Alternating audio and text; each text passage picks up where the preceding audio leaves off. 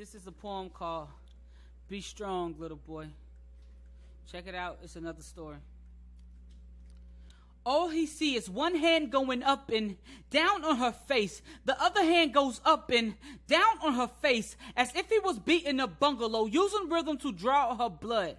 But no, it's his mother.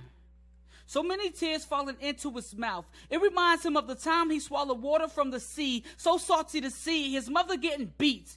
He's only 9, standing there more helpless than a newborn, left on his own. The fear froze his heart and ran chills up and down his bones, like a person with no coat standing in the snow. She yells, "No, not in front of my child." She wipe away her tears, smile and say, "Go to bed, baby, everything is fine." As if the boy has lost his sight and was standing there blind.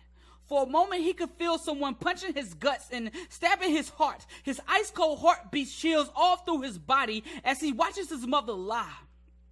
Afraid to move or go to school because he don't want his mother to die at the hands of a drunken, sorry good-for-nothing boy because he's not a man.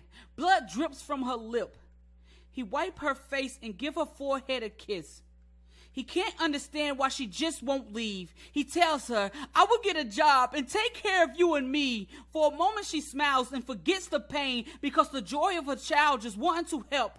She says, "Be strong, little boy, be strong. One day your father will be gone." She paints him a vision of a peaceful home with a dog in the backyard, a big room for him to lay his head with no worries. In his mind, the picture is not clear, it's blurry, because he replays right hand, left hand, rewind, right hand, left hand. She cries, right hand, left hand. His father's hands beat fear into his memory. It replays day after day, as if it was a movie, scene after scene, rewind. His fear turned into hate over time. Boom, shot after shot, rewind.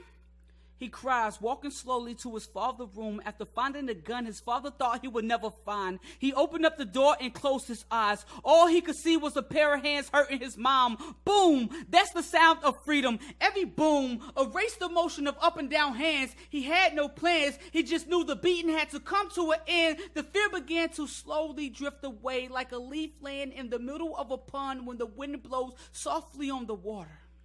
A smile takes over his lips. Remember, he's just a child, not knowing the trouble he's in.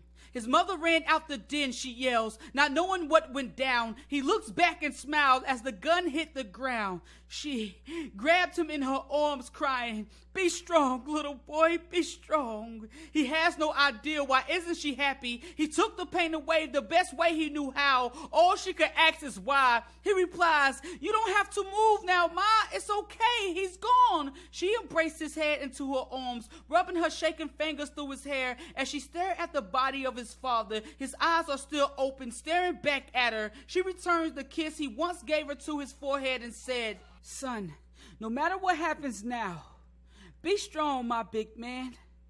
Be strong."